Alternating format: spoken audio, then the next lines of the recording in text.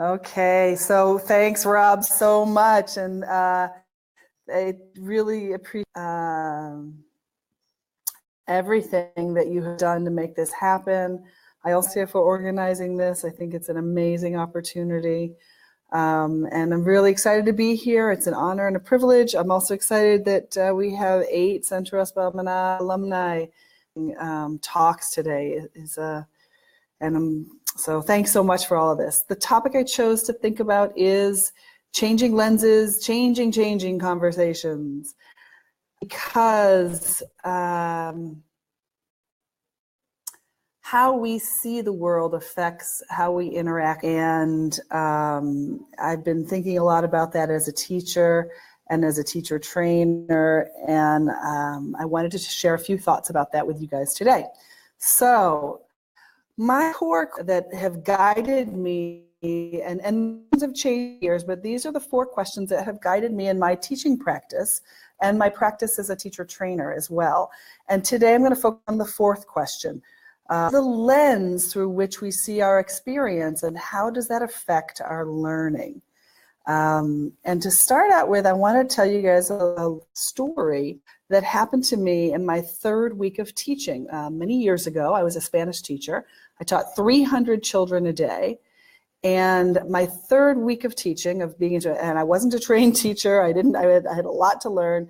Mrs. Jones, the kindergarten teacher, gave me this gift. At the end of class, she handed me a note and she said, "Mary, these are the names that you did not call out today, and you should have them do more than stand up and sit down." I was shocked and ashamed, and I said, "Thank you," and I left quickly and found the nearest hiding place, the girls' bathroom, the children's bathroom, those tiny little toilets, and I locked myself in a stall and cried because I just felt really bad, and my first just to feel really bad. And the intention wasn't to hurt me. I think she had a good intention, but the impact was devastating. I didn't want to talk with her the rest of the year. I was embarrassed and I didn't feel like she was kind or helpful. And so I didn't really from Mrs. Jones that year because I just tried to avoid her. Now, I don't want to judge her. I don't want to say that she was evil and that poor me, I was a new teacher. I just want to try and learn more about this experience and share that learning with you. And so what my question was like, how was Mrs. Jones seeing things in this experience? And I've been learning more about different approaches to ways of seeing. And I look at the positivist lens and I think that it was, I can see a lot of Mrs. Jones in that lens. I think she had a right answer was that I had to call all children's names, like 20, 25 kids, 30 kids in class. So her right answer was call all these names, fix it.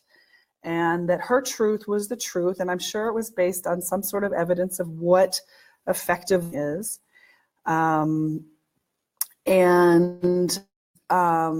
She had her, it was sort of like, to me, it's a sort of, you study a phenomena as an objective observer about what is right and wrong in terms of helping learning. You get the best way to do it, and then you do it that way. And I think that was her paradigm. I think that's how she was seeing what's happening and what she should do. However, it didn't necessarily help me to change my behavior as a teacher. It gave me a process and figure out. I think there's a lot of limitations to this approach to positivism. I don't think that the fix-it approach always works. We have a lot of different contexts as teachers, and some things are right in one place and not so right in other places. I also don't think that truth is actually objective. You know, we have a lot of teachers that come to our courses and they want to learn the way to teach. And I'm really trying to help people expand this paradigm to realize that the concept of one correct way to teach is very limiting because we teach in different contexts, we have different kinds of students, we have different kinds of teachers, we have different sets of materials, different curriculums, and so there's not one to teach. So that it doesn't, the limitation of positivism is we can't have one predictable outcome in all contexts and all places.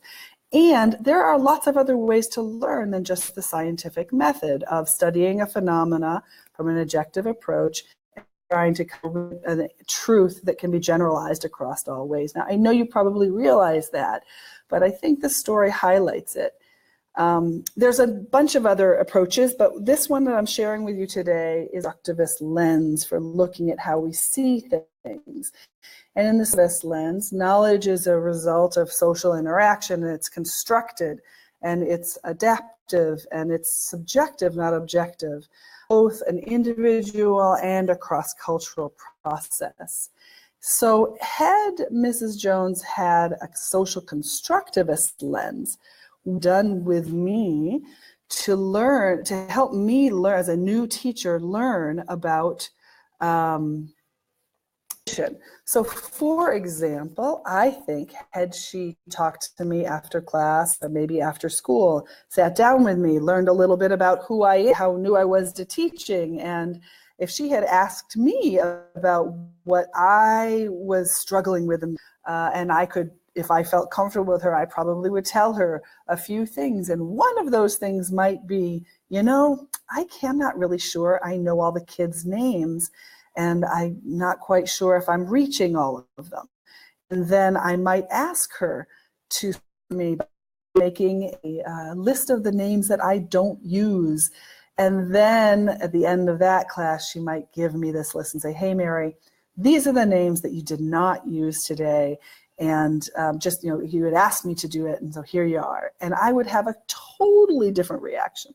I would have been completely grateful, feel like that I was able to be learning from her in a way that really helped me as a teacher learner.